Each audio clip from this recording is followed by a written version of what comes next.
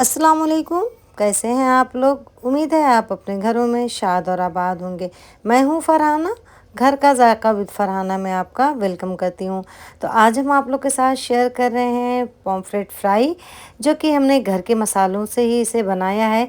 बाहर की कोई चीज़ इस्तेमाल नहीं करेंगे, घर के मसालों से बहुत ज़्यादा टेस्टी, क्रिस्पी, चटपटी सी बनकर तैयार होती हैं कि आपको खा के मज़ा ही आ जाए। इस कदर ये चटपटी और टेस्टी बनती हैं। तो आप एक बार मेरे तरीके से ज़रूर ट्राई करिएगा।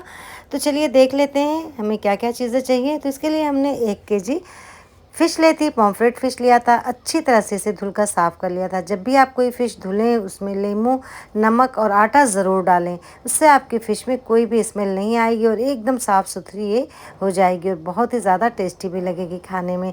तो ये 5 पीस थी, मीडियम साइज़ की थी। तो हम होल फ़िश बना रहे हैं, तो आप इस तरह से बीच में कट ज़रूर लगा दें ताकि मसाले अंदर तक इसमें जज़्ब हो जाएँ।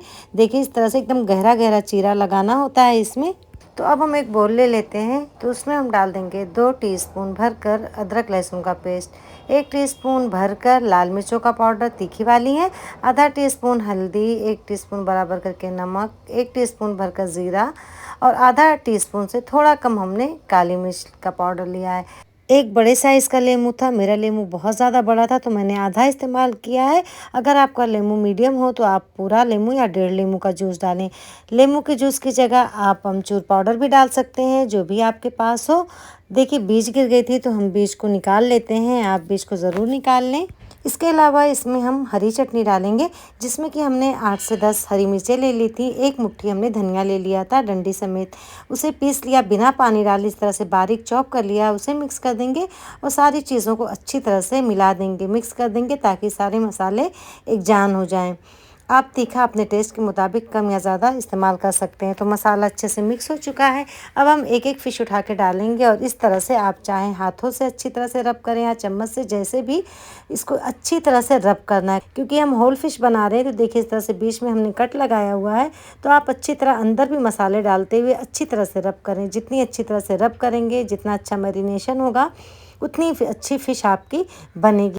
आप चाहें तो किसी बड़े बर्तन में लेके इसे अच्छी तरह से एक एक फ़िश पे पहले मसाला लगा लें, उसके बाद किसी एक बोल में रखकर इसे कवर कर दें। तो देखिए सारी फ़िश पे मैंने मसाला लगा लिया है। जो एक्स्ट्रा मसाला बचा था उसे इस तरह से ऊपर से लगा देंगे।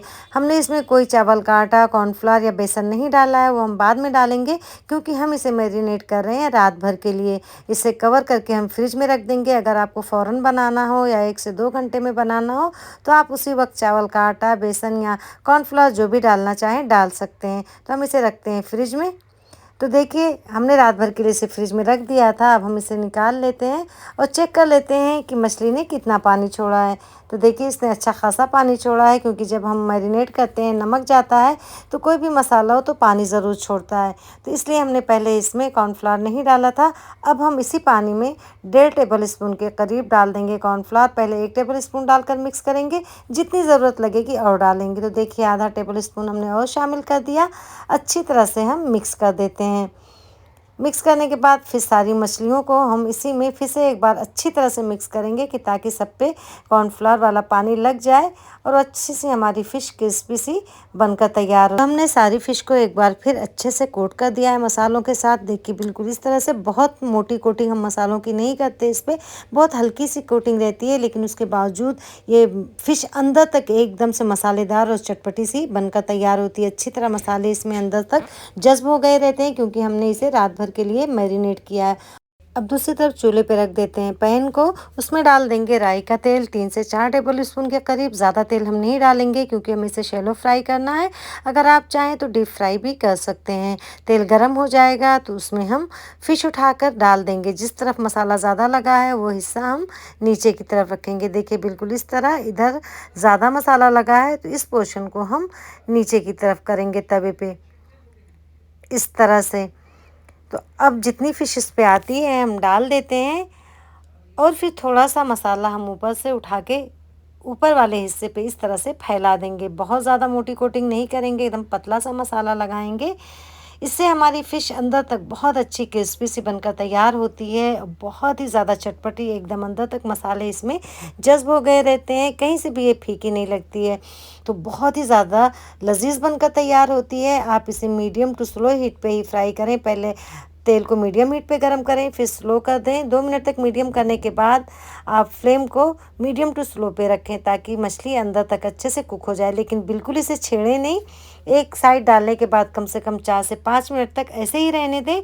जब अच्छा सा कलर आ जाए और ये कुक हो जाए तभी दूसरी साइड पर आप पलटें। तो देखिए दूसरी साइड से भी हम उसी तरह से गोल्डन क्रिस्प कर लेंगे।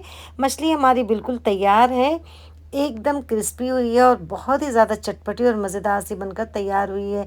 तो आप एक बार मेरे तरीके से ज़रूर ट्राई करिएगा। इतने कम मसालों के साथ इतनी ज़्यादा ये फ़िश टेस्टी बनती है कि आप हैरान रह जाएंगे।